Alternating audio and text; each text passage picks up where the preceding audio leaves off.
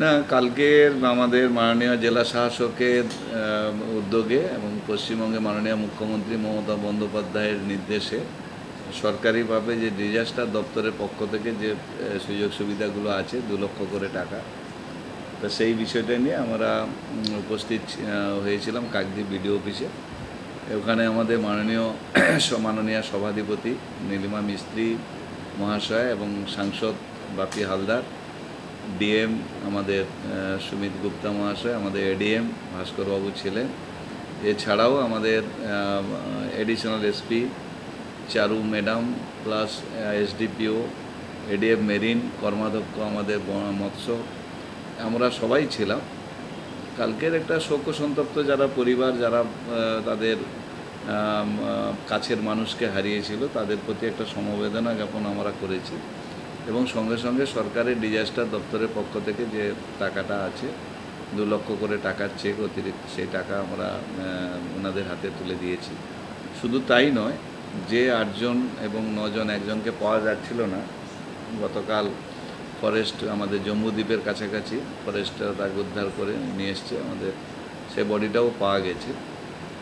সবথেকে আমাদের সর্বভারতীয় তৃণমূল কংগ্রেসের সাধারণ সম্পাদক অভিষেক বন্দ্যোপাধ্যায় এত মানবিক দৃষ্টিভঙ্গিতে বিষয়টা দেখেছেন। সরকারি সাহায্য যাওয়ার আগে তিনি দলের পক্ষ থেকে প্রায় 3 লক্ষ করে টাকা সঙ্গে সঙ্গে যেদিন বডি উদ্ধার হয় ওই দিনকার আমরা সবাই, মাননীয় মন্ত্রীও ছিলেন, আমাদের বঙ্কিমবাবু সহ যাদের নাম বললাম, প্রায় আমরা সবাই গিয়ে আমরা কিন্তু বাড়িতে বাড়িতে 3 লক্ষ করে টাকা দলের পক্ষ থেকে তুলে দিয়েছিলাম। আর গতকাল ছিল সরকারি প্রোগ্রাম, এটা ডিজাস্টারের পক্ষ থেকে যারা মৎস্যজীবীরা মারা যায় তারা পায়। এছাড়াও আমাদের সরকারের পক্ষ থেকে মাননীয় মমতা বন্দ্যোপাধ্যায় ডিএমকে বলেছেন, আমাদের দলের যারা প্রশাসনের দায়িত্বে আছেন সবাইকে বলে দিয়েছেন, যাদের পরিবারের ছোট ছোট বাচ্চারা আছে, পড়াশোনা করে এবং যাদের পরিবার খুব অসহায়, তারা শুধু এই যে সাহায্য দেওয়া হলো তা না, সারা বছর ধরে তাদের পাশে আমাদের সরকার থাকবে, তার বার্তাও একটা দেওয়া হয়েছে যাতে এইটা করা যায় এবং তারা থাকে। এবং আমাদের একটা পরিবারের 2জন বাচ্চা খুব ছোট, তাদের পরিবারের প্রতি আমরা বাড়িতে গিয়ে সহানুভূতি দেখিয়েছি। এছাড়াও যে আমাদের ফিশারম্যান অ্যাসোসিয়েশনের পক্ষ থেকে প্রত্যেকটা যারা ফিশারম্যান, যারা ফিশিংয়ে গেছিলেন, যারা মারা গেলেন এবং যারা ফিশিং করেন, প্রত্যেকের একটা ইন্স্যুরেন্স করা আছে, লাইফ ইন্স্যুরেন্সের মতো করা আছে।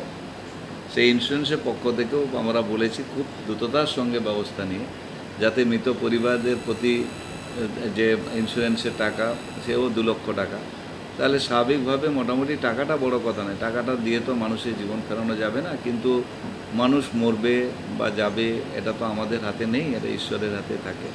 স্বাভাবিকভাবে আমাদের সরকার, আমাদের দল এবং আমাদের ইন্স্যুরেন্স কোম্পানির পক্ষ থেকে এই টাকাটা কিন্তু মালিক পক্ষই দেয়, ইন্স্যুরেন্সের অর্থটা।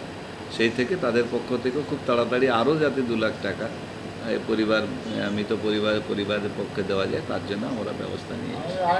পরিকল্পনা তো ছিল, এবছর তো দুর্ঘটনা ঘটেনি, অনেক সাইক্লোন গেছে। আমাদের ডিজাস্টারের পক্ষ থেকে আমাদের কোস্টাল পুলিশ, আমাদের যে আছে বিভিন্ন দপ্তর আছে, পুলিশ প্রশাসন আছে, আমাদের মৎস্য দপ্তর আছে, এডিএম মেরিন সহ যারা যারা আছেন, আমাদের কোস্টগার্ড আছে, প্রত্যেকটা জায়গা থেকে আমরা কিন্তু অ্যালার্ট করে দিয়েছিলাম। যখন আমরা সিগন্যাল পাই, আমাদের 1 নম্বর 2 নম্বর সিগন্যাল পেলে আমরা ট্রলারগুলোকে আর ফিশিং করতে পাঠানো হয় না। কিন্তু দুর্ভাগ্য যে এখানে কোনো সিগন্যাল ছিল না, আমাদের দিনকার সবাই ফিশিং করছিল আনন্দে, কিন্তু আমাদের এই বোটটা একটা চড়া থেকে যিনি মাঝি ছিলেন তিনি সেই সময় এতে ছিলেন না, যিনি সাইড মাঝি ছিলেন, চালাচ্ছিলেন, ট্রলারটাকে উল্টে দিয়েছে। স্বাভাবিকভাবে ওটা এমন একটা সমস্যায় পড়ে গেছে, ট্রলারটা পাল্টি খেয়ে যায়। যারা উপরে ছিলেন যে 8জন, তারা কিন্তু ছিটকে চলে যায়, তারা বেঁচেছে এবং তাদের হাত ধরে আরেকজন ছিল বেরিয়ে গেছিলো, তাকে আর পাওয়া যায়নি। আর ক্যাবিনের মধ্যে যে 8জন ছিল তাদেরকেই পাওয়া গেছে। তবে আমরা অনেকগুলো ব্যবস্থা আমাদের এই মধ্যে আছে। আমাদের যে লাইফ জ্যাকেট, এটা আমাদের পরা ছিল, এরা বেঁচে গেছে কিন্তু লাইফ জ্যাকেটের জন্য, তারা কিন্তু পরা ছিল। আমাদের যে ডাট, যেটা আমাদের বটম টিপলে সবুজের মধ্যে সিগন্যালটা পাওয়া যায় যে কোথায় ট্রলারটা নিখোঁজ হলো, কোথায় কী আছে, এই বিষয়গুলো করা আছে। আমাদের তো যদি কোনো কারণে যদি দুর্ঘটনা ঘটে, তার জন্যে আমাদের তো ইন্স্যুরেন্স অলরেডি ব্যবস্থা মালিক পক্ষ থেকে ব্যবস্থা করা আছে, এবং আমরা বলেছি সিগন্যাল ছাড়া পাঠানো যাবে না। সে যদি কোনো জায়গায় আমাদের কোনো খারাপ সিগন্যাল এসে যায় আবহাওয়া দপ্তরের পক্ষ থেকে, সেগুলো আমরা পাঠাই না। অনেকগুলো স্টেপিং নেওয়া আছে।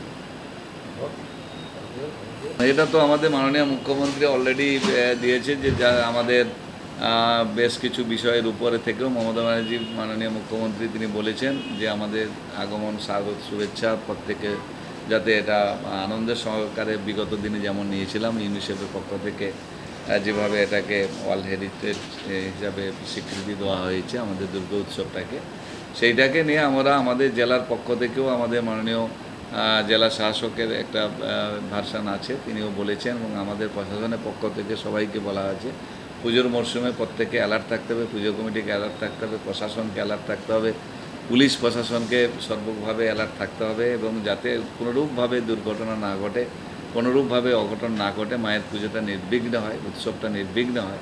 বাঙালির যে বাৎসরিক যে আমাদের এই দুর্গোৎসব, এটা যাতে খুব শান্তিপূর্ণভাবে ঘটে, আমাদের আনন্দ অপরের দুঃখের কারণ যাতে না ঘটে, এই সব বিষয়গুলো নিয়ে আমাদের একটা বার্তা তো অবশ্যই থাকবে।